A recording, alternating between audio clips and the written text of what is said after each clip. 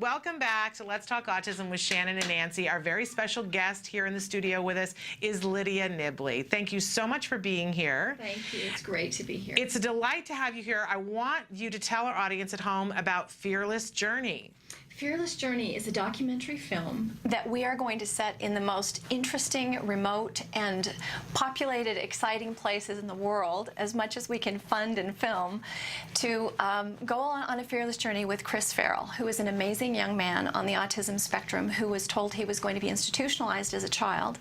His mother fought for him and worked for him, and he, of course, took on his own challenges in a really amazing way, and now he travels the world alone with very little money in his pocket to go on these grand adventures where he explores his own life, the peoples of the world, the places of the world, with a level of enthusiasm and passion that I think audiences will be really inspired by. Absolutely. And there's a way that we can all participate in this film to ensure that it gets made. Tell us how we can do that. Go to fearlessjourneyfilm.org and you'll see information about the film, our plan for making it, our request to have organizations join us as educational partners, and that very important philanthropic need to raise the money to make the film, which can come in, increments of $15 or $15,000 or $150,000, and we'll get this film made and distributed widely.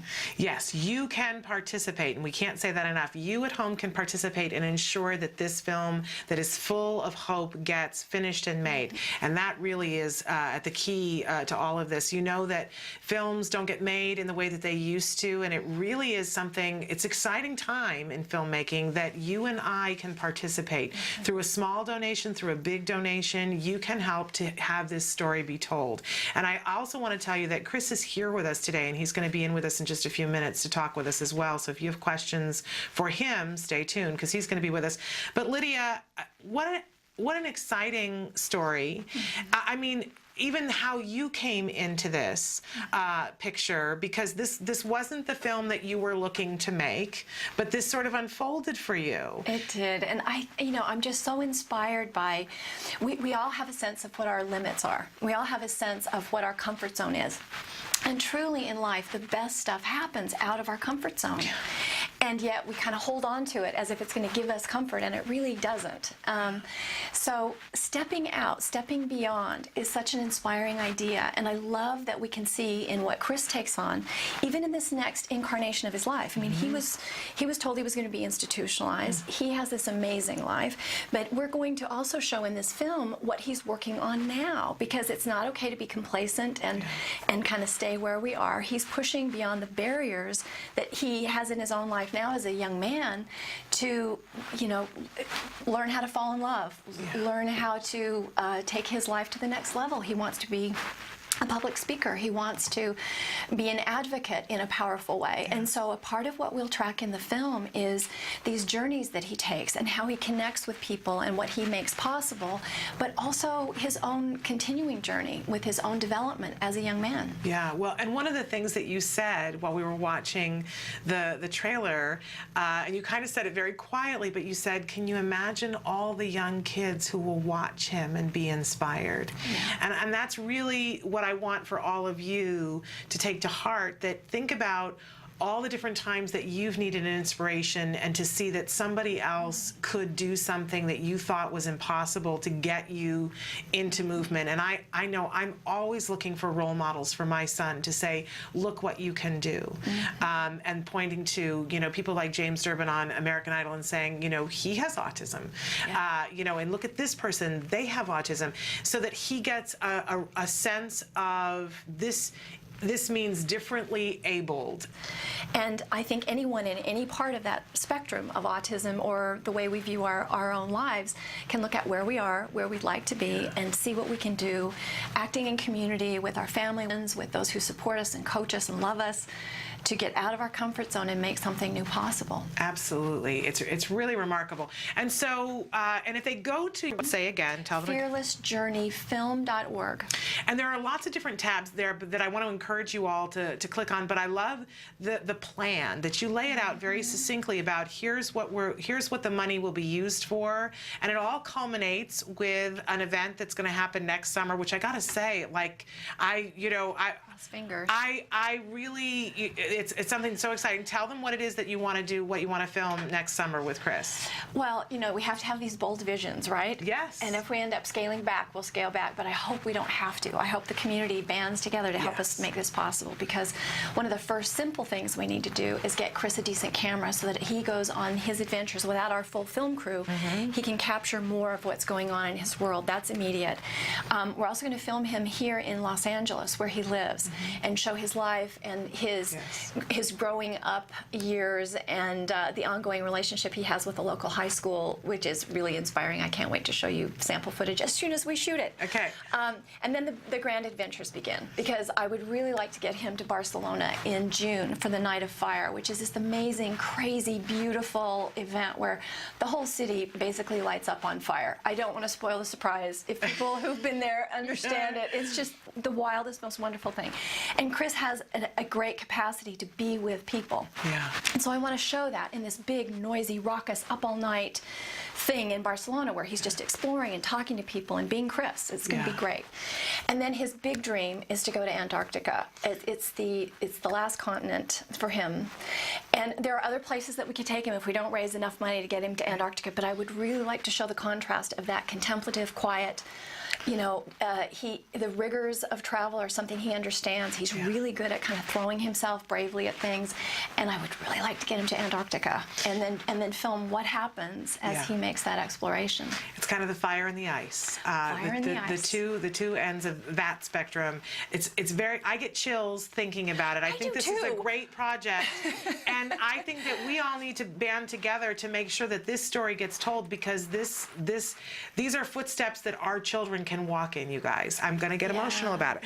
But it's really remarkable. I think what you're doing is incredible. And again, we can't say enough that there is no donation that is too small. That every dime, I know that, people have a lot of things going on this time of year, but imagine how great you could feel whether it's that you have $10 to give, or somebody who has a business who would like to be associated with this film. And also, larger contributions. There are families of means who could be executive producers and help make this film in a really big way. Yes. And get it done faster. And so I just know the right people are out there. It's this process of just connecting with the people who care and who want to take this not just within the autism world, but show so many people in a general audience, in broadcast, in film festivals, really kind of take this out in a way that people see this whole world in a new way. Well, you had said in the trailer that this expanded your mind about autism.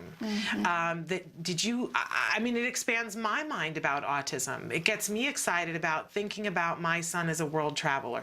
It's a little frightening to me, but seeing Chris being able to do it expands my mind of what I think my child is capable of. And look, we could all use expanding the world's mind about what autism is and what it means. Yeah, and that idea that we kind of, in a family with autism, there's a kind of circling the wagons and a kind of constriction that can happen accidentally when people don't realize that their lives are becoming smaller. And are there ways to stay outbound? Are there ways to take calculated risks, smart risks, and be more outbound? And of course, that's not just anything about autism, because how many people don't have a passport and haven't taken the challenge, or when they travel, they go to, chain hotels rather than getting out to see what life is really like in places. Absolutely. So it's just taking off the blinders that all of us have about certain subjects and kind of pushing it a bit. This is a pivotal project, and I'm so happy that it's in your hands. And we're going to take a break, and then we're going to bring Chris in so that you guys have an opportunity to talk to Chris about these adventures and hear it straight from his mouth about what this project has meant and how he made this decision that he was going to travel the world. It's a really exciting story. So stick with us. We're going to be right back after these messages. Welcome back to Let's Talk Autism with Shannon and Nancy. I'm here with Nancy Allspot Jackson. And yes, with Shannon and Nancy, so I'm here too. Yes, and we're thrilled because we have a wonderful guest who's here in the studio with us. We were just talking with Lydia Nibley, and now we're back with Chris from Fearless Journey. He is the star of the film that we've been talking about. Very excited to have him here. Sort of wish you guys had been here during the break, because already Nancy and I have learned so something. much from Chris. Yes, we were talking about rushing rushing, and I think it's epidemic these days. And then there's the Christmas holidays. We're Yes. rushing, rushing, rushing. And Chris, you said something very profound. Can you tell us again what you told us about being in a hurry? If you're in a hurry all the time, it means you're in a hurry to get to your grave. Life's too short. Thank you, Chris, for being here today to recenter us and be with us. Yeah. And we want to hear about you. We heard from Lydia about the film. Can you tell us how you see your autism at this point in your life, Chris?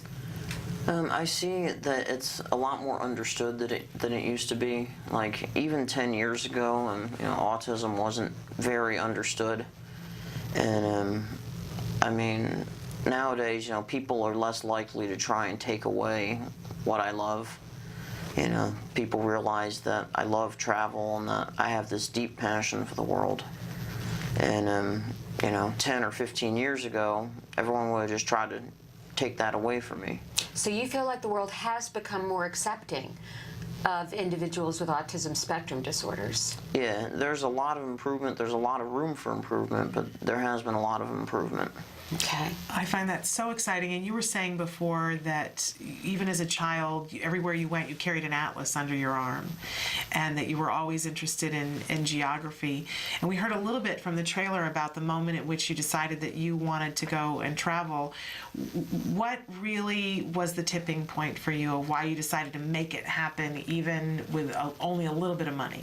Well, the tipping point was when I was chatting with my friend Nora at Starbucks. She used to be a barista there, and I was talking to her about travels, and for some reason, and I had asked her if she had ever been anywhere, and she was like, "Yeah, I went to Europe with my family and all that," and then I said, my childhood dream has been to go to Australia, and then she was like, "Oh, really? I'm going," and I went home that night and I cried my eyes out, and I felt like, every time I've thought about going someplace, I've started to save up money for a week, and then I've had the attitude of, oh, I can go to Australia when I'm 30, or I can go when I'm 40, or I can go when I'm 50. But then that was the tipping point, because I had heard so many stories of my friends going places, my friends going to Israel, going to the Bahamas, the Cayman Islands, and now to Australia, my dream place as a child. And I even said on the news when I was a child, I want to go to Australia. You've actually been to Australia. He's been to haven't you? Australia. Yeah. Yes. And where you've been there, and where else have you been? I've been to 28 countries now in 6 continents. My most recent big trip was Ethiopia, and I spent 2 months in Ethiopia. Wow. And everybody was on pins and needles, and I even did a side trip to Somalia. There's one safe section of Somalia that you can visit with a modicum of safety. It's incredible, all the places you've been, and places that I might say that most of what people consider neurotypically wired people would never be brave enough, adventurous enough, or have that quest for knowledge. I mean, it's amazing everything you've done, Chris. So tell us what your goals are now. What's next for you? Well, my goal is to be a fully fledged travel writer and blogger, and also to be a public speaker and encourage people to get out of their comfort zone. Because the vast majority of people nowadays, they get settled into a regular job, which the majority of those people would see as a dull job, and they don't realize underneath the surface that they have a hidden gem. Like, they may be an expert guitarist and not realize it. They may be an expert singer or an expert writer. And people get into these comfort zones and they have a fear of getting out of it. It's like, I have to have a steady paycheck. I have to have money always coming in. And you've got such a great philosophy that's so much more in the present. I want to know what this film would make possible for you. You talked with Lydia, and I heard some of that. What would this make possible for you in your life? Well, it would definitely help me get recognized. It would help writers and publishers see me, and they realize that I have a talent and I have a passion for the world, and then they're like, they may see like oh, I need somebody to go on an assignment for me to Israel, for example, and you know, and they may even understand, you know, he has autism, so his passion is even deeper. You know, he may write a story for me in even deeper detail. Absolutely. I think that I'm so inspired by you, Chris, and I'm wondering if you'd be willing to stay with us for another segment, because I'd like to talk more about this. Are you willing to stay for a few more minutes? Absolutely. All right. So we're going to take a short break, and we're going to come back and talk more with Chris about this journey that he is on, that he's been on, and that he's continuing, and how you can be a part of it. So stick with us. Welcome back to Let's Talk Autism with Shannon and Nancy. Nancy and I are here with Chris Farrell, and he is a remarkable young man, 29 years old, on the autism spectrum, and a seasoned world traveler. A seasoned adventurer, world travel explorer. Yes, who's been documenting his travels, and he is the subject of a documentary that is in the process of being made, Fearless Journey. We were talking with the filmmaker Lydia Nibley earlier, and we want to encourage everyone to participate in the completion of this film. You can make donations small or large. You can visit, it's fearlessjourney.com. Yes, fearlessjourneyfilm.org. All right, now I've got it straight. fearlessjourneyfilm.org. There we go. And it's a story that I think the whole world should hear. And before we went to break, during the break, we were talking about your family during all of this, because Shannon and I, having young sons on the autism spectrum who are getting older now, we're saying we would be not only on pins and needles with our sons doing this, but we would be have to be sedated. Yeah. So we want to know what it was like for your family, and in particular your mom, the first time you traveled, and what it's like now. Well, before I went to Australia, my mom was like, I get a copy of your itinerary and everything. I'm going to be a nervous wreck the whole time. And the day before leaving, I talked to my mom, and I was like, Mom, you're acting like I'm going off to war in Iraq. That's how you sound right now. And I said to her, the day I ever get drafted to go to Iraq, then worry.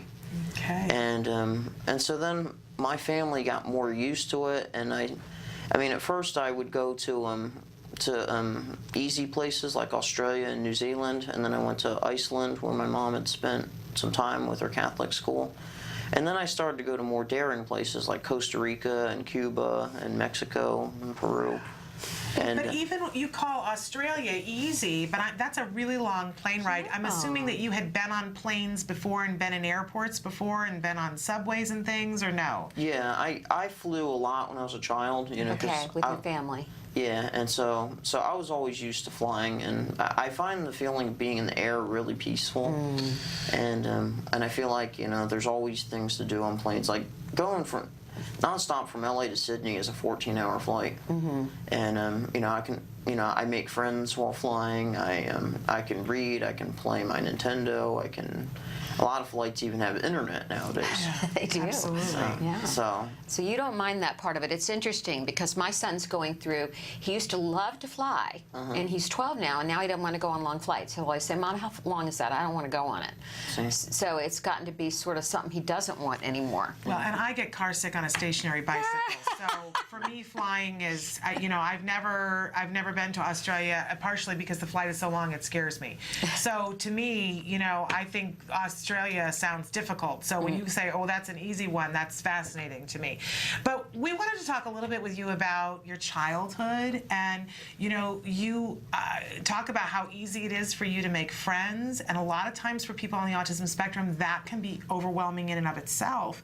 And I'd love to know from you, Chris, what do you feel like helped you as a child to be as social as you are? well, as a child, I was antisocial at first. Really?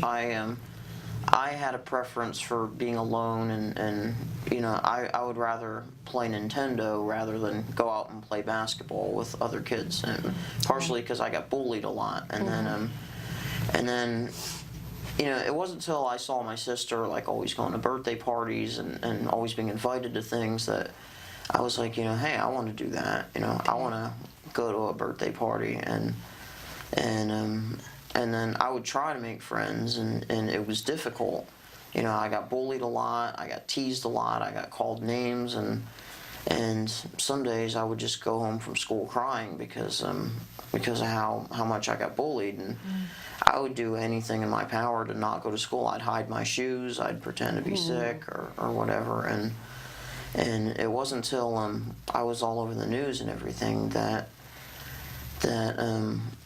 you know, kids started surrounding me. Everybody wanted to be my friend, and Interesting. these kids that used to be cruel suddenly wanted my autograph. And we should go back, because we talked about it before we were on air, the reason why you were on the news as a teenager. So tell the folks at home what you did as a teenager that got you on the news. Yeah, I was a finalist in the National Geographic Bee, and I was the first first child on the autism spectrum to be a school champion. And then I had to take a qualifying exam to compete in the state level, and only the top 100 out of about 6,000 school champions around the state of California would get selected, and so I got selected, and then I was all over the news, and You were on the Today Show. yeah, I was on the Today Show and various news stations. I was on Extra. And So you've always been a trailblazer. yeah. Yes. We love that. Yeah. We Yeah. absolutely- You've taught a lot of people about autism and how not to judge, right? And Yeah. how to look further. Yeah. You're a great example, Chris. I think you're just a great example for wonderful all role our model. kids. Yeah. Was there any particular, aside from seeing your sister have friends, was there anything that your parents encouraged in you or taught you that you think was an important part of you becoming the person you are? Well, my mom always taught me eye contact, which eye contact is often a major problem for people on the spectrum. Yes. You know, they may look over there, they may look at that camera, or Right, they may right. look at, you know, those bows on the wall. But my mom always taught me eye contact, and I feel that's not a problem for me. And you make great eye contact. Yes, you make do. Great eye contact. But at the same time, I felt like you know, at times people didn't want me to be social. It's like people were like, you know, just sit there and be a good boy, and you know, I felt like at times, you know, my parents didn't really want me to go out and things like that when I was younger. And I don't know if it's that they were fearful, like maybe they were fearful that I was going to run off or whatever. And one of my theories about somebody on the spectrum is that, you know, in my mind, you know, when I go to a place like Ethiopia, I know 100% that I'm going to be fine, even though someone who's unfamiliar, they might think that I'm going to end up being shot, or I may end up being abducted by cannibals and roasted over a fire pit. And, you know, whereas I know that I'm going to have some great experiences, I'm going to have some great food, I'm going to meet some great people, I'm going to be invited in to stay for the night and have experiences beyond my wildest dreams. And you've made friends all over the world because of that attitude, which is really inspirational. I wanted to talk a little bit with you in closing about Antarctica and what the drive is to go there. Why is that something that's on your list of things to do? Well, see, I've always had an affinity for remote places, and it's I think part of it goes back to how people were worried about me going places, and I've always had an affinity for remote places, and Antarctica is about as remote as it gets, and I'd like to share a bit about one remote place that I've been in. It's the island of Niue in the South Pacific. It's spelled Niue. And the only way to get to Niue, unless you sail your own boat there, is that there's one flight a week from New Zealand. And it was one of the last places that I knew about, and you know, it was I saw it on a list of places that my geography teacher had given me when I was his assistant, and this was after the media sensation and all that. And I remember going home, and Niue phonetically it looks like Niu, and so I remember being like, "Mom, where's Niu?" And then she was like, "I don't know. The capital's Alofi, and I think it's near Barbados." And so I went there, and You took that one flight? yeah, I took that one flight flight a week. when I lived in New Zealand. Okay. And And something happened there that was a story in itself. And the police chief asked me, he was like, "What made you come to New A?" And I was like, and he must have thought that I was out running something. And I told him, because it's different. I told him that I like remote places. I told him I want to go to Kiribati. I want to go to Pitcairn Island. I want to go to Nauru. I want to go to Tuvalu. And so I think in his mind he was like, okay, this guy's legit. Right. Nobody would be able to rattle off all those places Right. in one sentence. You realize you're just a world traveler, explorer, Yeah. fearless spirit. A passion for that. Now, there's a potholder story that we Yes. were told that We we wanna hear have to that ask.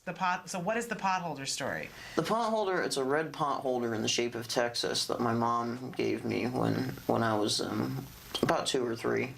And she purchased it from an art vendor in Dallas. She was visiting my grandfather, I think it was. She was in Dallas for some reason. And she brought me home this potholder. And so years later I saw it, and I always thought it was accidentally in the shape of Texas.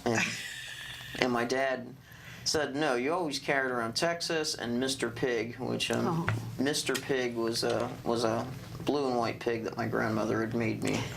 and so then I didn't find out till about 3 or 4 years ago, because I found Texas when I was cleaning, and my dad was telling his secretary that that was the thing that started his love for the world. And so then I realized how sentimental it was. Yeah. And so and it was a crochet Texas. I was nervous about washing it because I thought it'd get snagged in the washer and destroyed. And so I had my mom wash it when she came to visit me once. Could you frame it? Yes, I could. We framed my son's pillow, which ended up being like a rag like this. It had little animals on it. And we framed it because he carried it for so many years we couldn't bear to see pillow There you go. But might be a great reminder of how you've always had this spirit, Chris, and frame it, put it somewhere. And special. interesting, that it all starts with a potholder.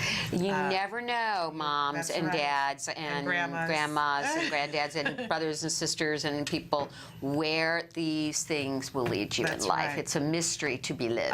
On a fearless journey, and it all started with a Texas-shaped potholder. I love it. It's a great story. Well, Chris, we think you're remarkable, and we're really pulling for you to get this film made. We want to encourage everybody who's watching to participate in whatever way you can, whether it's sharing about this story on your social networks or donating. You can go to Donate and do it in honor of somebody that you love. Absolutely. You can fearlessjourneyfilm.org. That's where you can go to find out how you can participate and how you can donate. If you're looking for a gift for the person who has everything, donate in their name. In their name, yeah. And they'll be a part of this wonderful journey being documented.